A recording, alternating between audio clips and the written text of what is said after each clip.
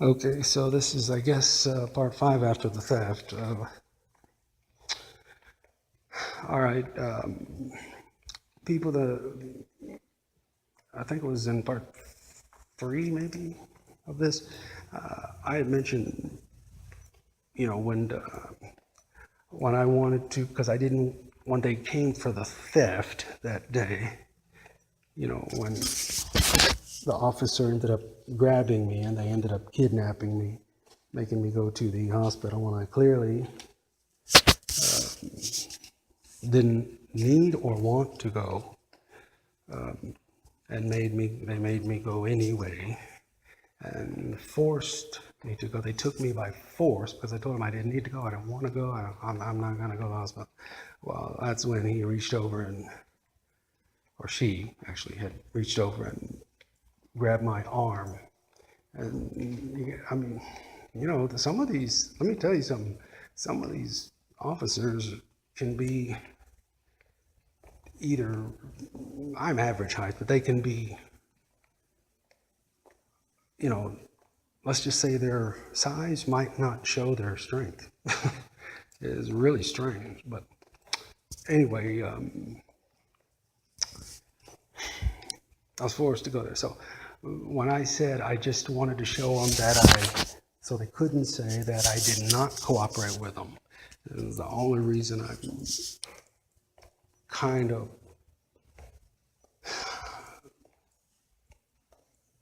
didn't resist. I did give a resistance, but it was just only verbally. It was nothing physically. Then when they insisted, that's when I said, "Oh, I guess it's a kidnapping." But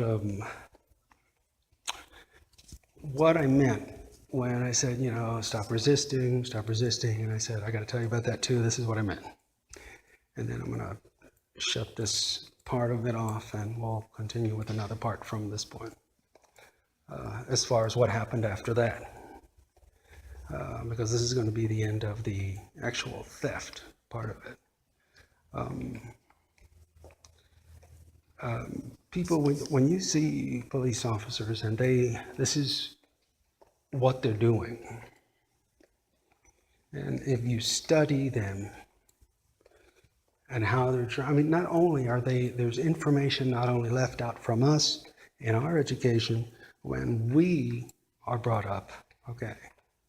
And which is why I just can't even bear the thought of this next generation or the next one.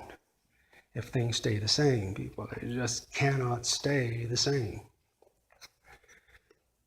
Leaving things out is one thing, but replacing them with a completely separate and other false history or false set of facts, and that just crosses the line with me. I'm sorry, it's bad enough they do that to us, but what they're doing to the police, and a lot of them are, power does a horrible thing to a human being, people. And when something happens, when they put that badge on and that, gun or whatever other weapons they have, instead of saying, yes, I've been entrusted with a very great responsibility, and I must do anything I can and everything to protect our, fellow Americans or human beings, basically. It doesn't matter where they're from. Against all evil and all wrongdoers. I have a great responsibility now, and I just hope I don't disappoint them. That is what the attitude should be. Not, yeah, I'm freaking God to you. So are you what? You gonna get down on your knees now and praise me or what? Well, I don't know, but you better hurry up and do something, because I'm starting to get impatient here and get down on your knees. That's literally how I cannot even count the number of officers I've met that have that attitude. And that's exactly the way they want them, their superiors. So what happens is, if they want to keep that, they have to do what they say. So not only do they leave information out from their training, and I've already researched this too, because I've already asked, well, let's just say certain officers certain things, and they weren't able to answer it. And it was in a casual, manner. It was not anything in an official capacity. They were pretty much off duty.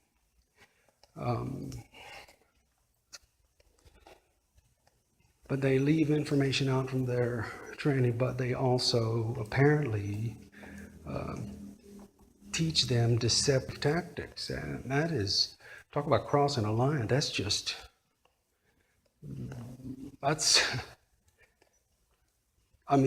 not even a crime. That's treason. That's war. That's treason,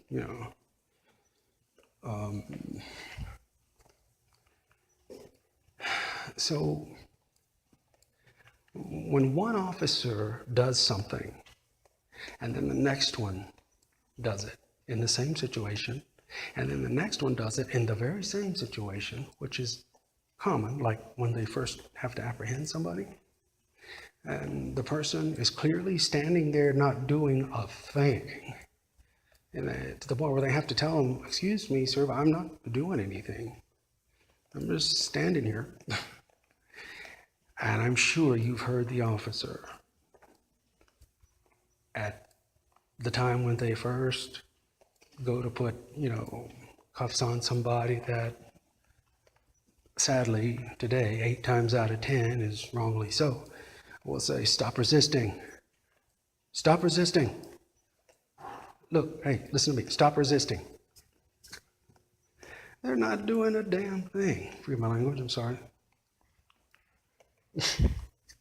All right, this is what I call, you might even want to write this down. This is what I call instant public conviction. This is what happens. Why did they do that? Here's what happens. If a case goes to court, it gives them false witnesses unbeknownst to the false witness. Now, 9.5 times out of 10, it seems, almost always, the other officers will be asked that question. So it's an automatic and it's a given at that point, which is sad for the person. But if there's any other, as they call them, civilians around, they will be asked, well, what did you hear? What did you see? Well, was that person? This will be what their stank, and I mean stank, attorney will ask. Was that person resisting at all? Did they seem like they were trying to get away or resisting or anything? Well, they'll be helping the prosecution. The poor innocent person did nothing. But here's what they have to say. Well, I did hear the officer,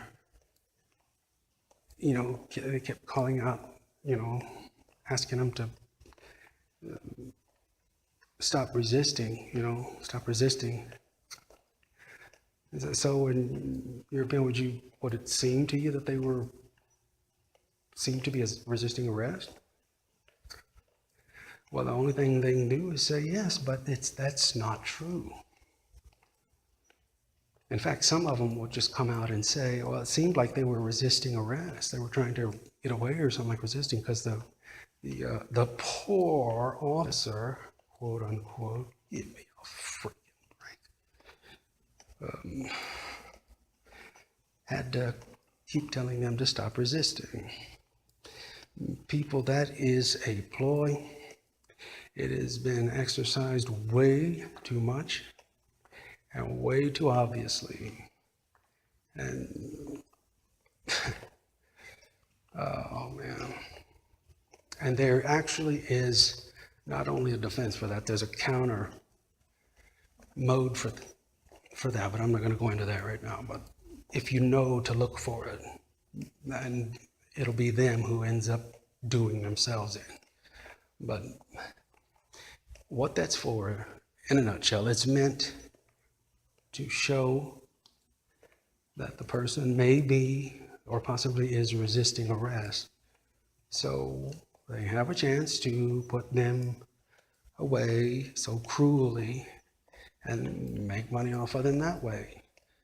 Besides the way that's already being made on them, which is, well, those of you who know what I'm talking about, if they're in the witness chair already, being questioned, or at least at the plaintiff's or the defendant's table or whatever, being questioned, well, sadly,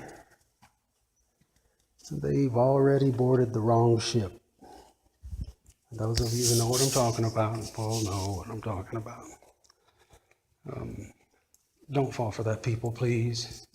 It shouldn't even get that far, and you shouldn't even give them a chance to get that far. But when an officer says in public next time, stop resisting, listen to me, stop resisting. Here's what let me put it this way. I would be so entertained to find somebody who would actually say, I'm going to put it that way, that would say something like, excuse me, do you see me resisting? I'm standing here doing absolutely nothing. You're way stronger than me, and I've heard that you guys are trained on purpose to say that to make us look like we are resisting. So I say, for the record, here and now, underneath Almighty God, and in front of all these nice folks standing around with all your nice cameras, I'm not resisting in the least. That will shut it down right then and there. And they will not, at the very least, be able to use that against you. It just breaks my heart every time I see that. So anyway, this is going to conclude the theft part of it. Actually, maybe not all of it, but